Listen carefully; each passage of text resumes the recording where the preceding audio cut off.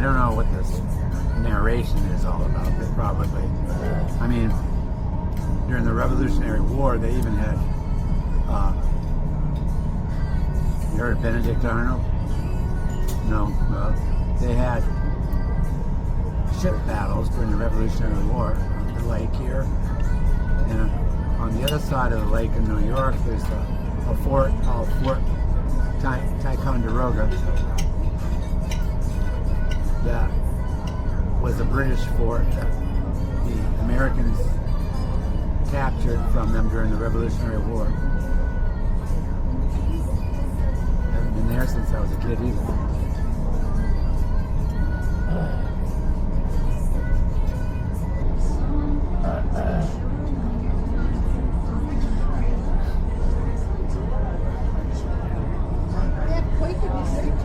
Yeah, I know. It's like, I know there'd be a glass. Right.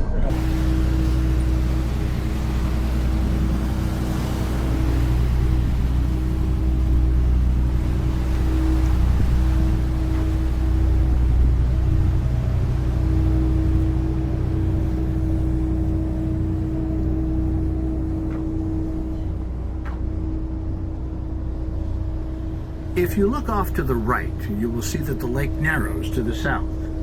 This was an important factor in the placement of two forts about 40 miles down the lake, one at Crown Point and the other at Ticonderoga.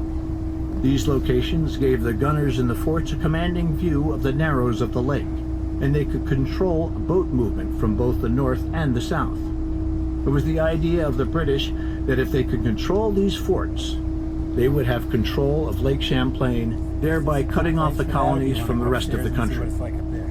Fort Ticonderoga was originally built by the French and was known as Fort Carillon, making the British siege at Boston. This event is still celebrated by Bostonians today. It's on March 17th, and it's known as Evacuation Day.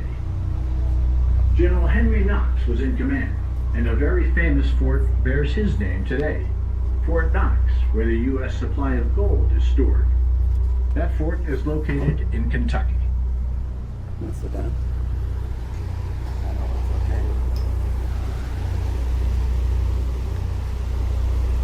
Go down there too. These chairs that are there. We could do that. Yeah, I'm not sure whether we should be here or not.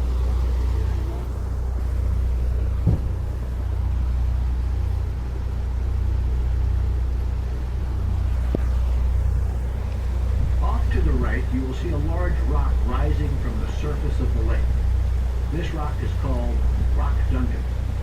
Rock Dunder has the distinction of having been fired on by the British Navy, as they had mistaken it in the fog for an American warship. We're told that this rock was named after the British gunner on the vessel who fired on the rock. The smoke from his cannon rose, the fog lifted slightly, and he exclaimed to the British captain, "By Dunder, it's a rock." There's another interesting story about this rock. There's an Indian tribe in Vermont known as the Abenaki Indians. The Abenakis believe this rock is their great god Oziotso, and that Oziotso created all the beauty of the Champlain Valley. He then turned himself into stone and placed himself where he could keep an ever-watchful eye over his beautiful creation. In the early 1950s, some local steamboat mariners thought it would be a neat trick to place a few sticks of dynamite beneath this rock and eliminate a hazard to navigation. The Abenaki Indians' interest prevailed, and this rock is now deeded to the Abenaki Indian Nation. Science tells us that the Champlain Valley was created over 10,000 years ago at the time of the glaciers. There was almost 10,000 feet of ice above where we are right now, which would measure just about 2 miles straight up. It was the tremendous weight and pressure of the ice that carved out this beautiful lake and valley. For some evidence of the glacier's presence, if you look on the backside of Rock Dunder as we pass by, you will see several large granite boulders near the waterline. These boulders are not indigenous to this area.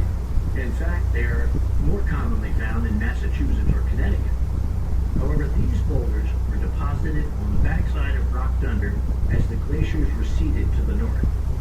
Also, Also, if we were just a bit closer, you would see that these boulders have very smooth surfaces on them. Surfaces that were created from the rolling and tumbling action as the glaciers receded.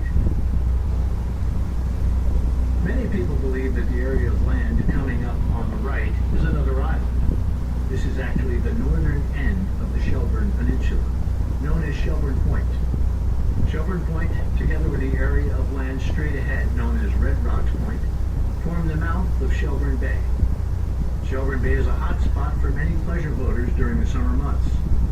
It is also a hot spot for us on board the Spirit of Ethan Allen III. When we have dinner cruises on windy evenings, we can cruise right down into Shelburne Bay where the water usually stays calm, adding comfort so our passengers may enjoy their cruise while dining.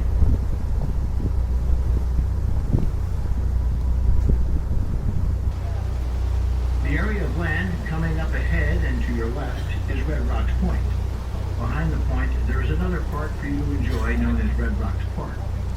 There are 70 acres for you to enjoy in the park, and most of the park is a network of walking paths. Most of these walking paths were established back in the 1800s. You can see that most of the acreage is covered with softwood trees. These softwood trees create a great deal of shade and provide a cool cover at Red Rocks Park for everyone to enjoy. If you look at the park now, you can see where it gets its name, from the red striations in the rock. This rock is known as Moncton Quartzite. You might have noticed while coming into the city of Burlington that some of the government-owned buildings, banks, and post offices were built of this red rock. Moncton Quartzite was quarried in Vermont for many years. If you look high above the cliff wall at the highest bare spot, that highest outcropping of rock is 75 feet to the water's surface. On many hot, sunny summer days, we are treated to some Acapulco wannabes. Cliff divers, that is. These cliff divers don't have to fear hitting bottom. Right up next to the rocks, the water is 60 feet deep. I should also mention that on hot days, we see many moons at Red Rocks.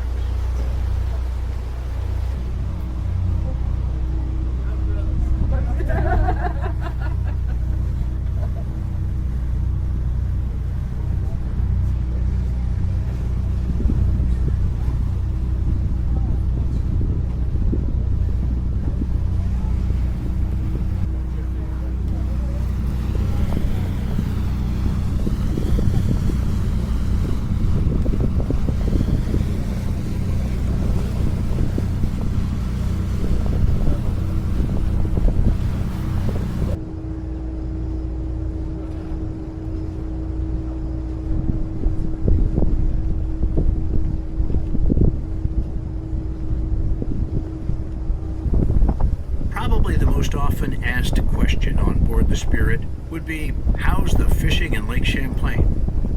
The fishing is quite excellent. There are 81 different species of fish, or possibly even 82 if you count champ.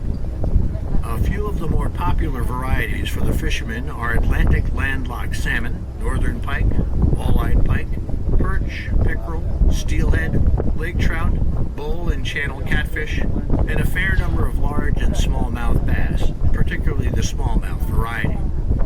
Another often asked question here on board the Spirit is, does the lake freeze over during the winter months?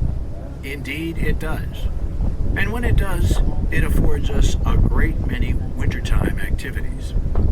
Just a few examples of these are ice skating, ice boat racing, stormboarding, snowmobiling, and probably the most popular, ice fishing. At times, it will look like small towns have grown up on the lake with all the ice fishing shanties and the cars and trucks parked on the ice.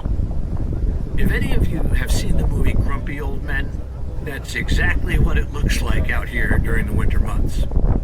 I will warn you, though, that should you choose to drive out on the frozen surface of the lake, as soon as you leave the shoreline, your insurance policy is void. Should your car go through the ice while you're out here, the state of Vermont, being the great state that it is, allows you just 24 hours to remove your vehicle from the bottom of the lake. If you cannot do so, they'll have it done for you. If you can't pay the hefty fee, they have a good remedy for that also. They'll just take your driver's license. If you look off to our right side, you will see a few modest homes along the shore's edge. Most of these homes are priced greater than $1 million. Behind those homes, there's another Burlington park for you to enjoy.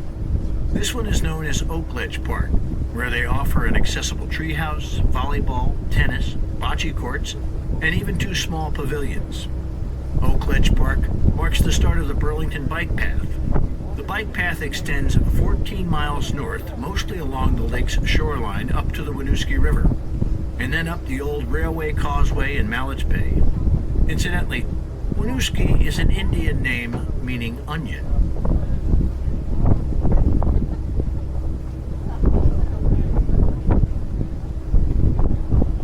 If you don't mind, I'd like to share a few facts about our boat itself. The Spirit of Ethan Allen III is 140 feet long from stem to stern. It is 33 feet wide and has a maximum draft of 6 feet.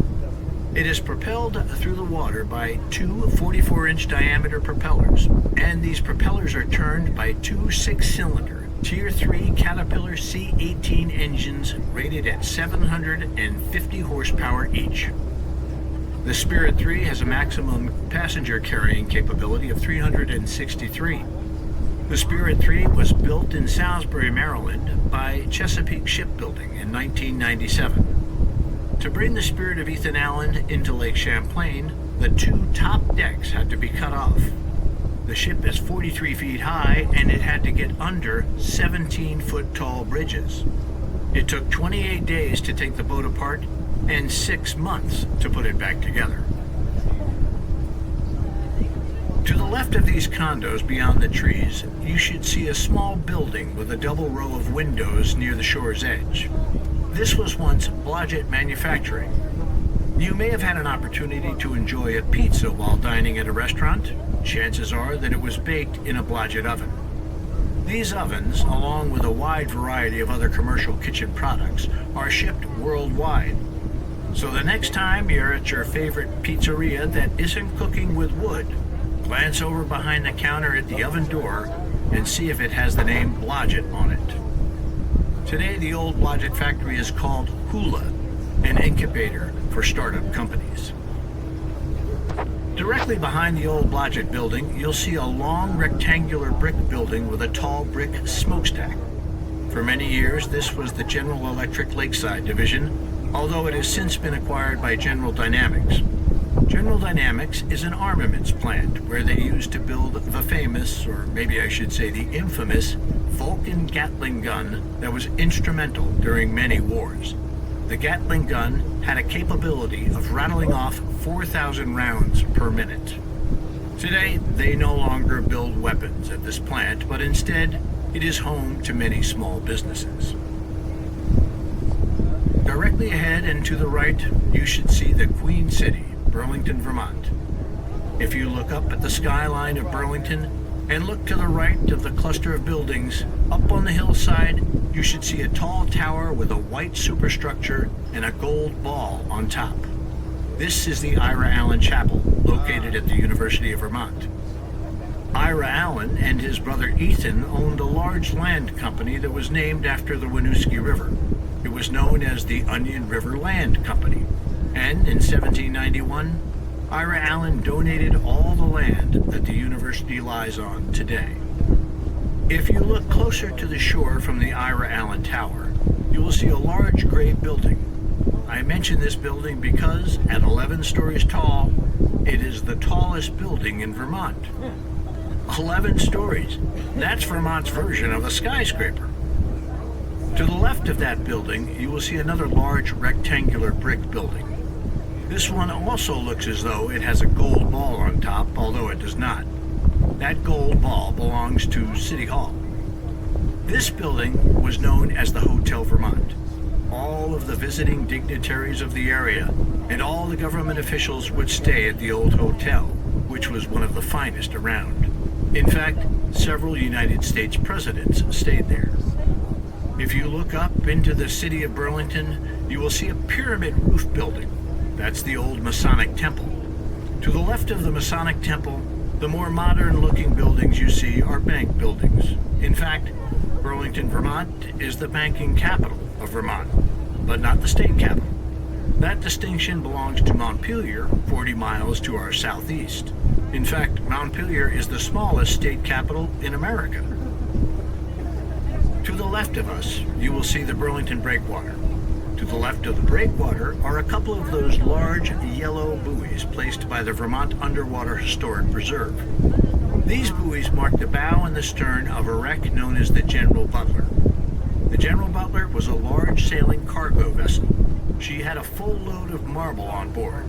One cold, snowy December in 1876, while attempting to make port in Burlington, the rudder post on the vessel broke and the captain lost steerage of the vessel. The captain tried to chain the rudder post back together to regain steerage, but was unsuccessful, and the General Butler hit the Burlington breakwater with her full load of marble on board, ripping a large hole in her hull. The captain and the crew were able to jump onto the breakwater for their safety and were then rescued. The General Butler slipped beneath the surface and sank where you see those yellow buoys today. Divers tell me you can see the chain still partially wrapped around the rudder post. Sadly, zebra mussels have begun to attack the wreck. I'd like to ask everyone to be seated while we dock the Spirit. We thank you for choosing to ride aboard the Spirit of Ethan Allen III and hope you enjoyed your cruise on Lake Champlain. Hopefully our cruise today has given you some insight into Vermont and Lake Champlain's rich historical past. I think you will agree that Lake Champlain is indeed a great lake and that Vermont is a great state. We who live in Vermont are proud of our state and enjoy living here. If in the future you are in need of a great location for a wedding, anniversary, association, or corporate dinner, the Spirit of Ethan Allen III is Vermont's most unique banquet facility. Bring your friends, family, and co-workers so they too may catch the Spirit. We could drive park near there. It's been years. Located in the marketplace. I can just walk around. I don't know. I'm going to have a plan, so you're not going to take it. Right. I probably will. Did I say? Probably regret it, but I will still like it. Yeah, I know. Yeah, let's drive up there. We can walk on the bike path. You don't see much more than what you've already seen, actually.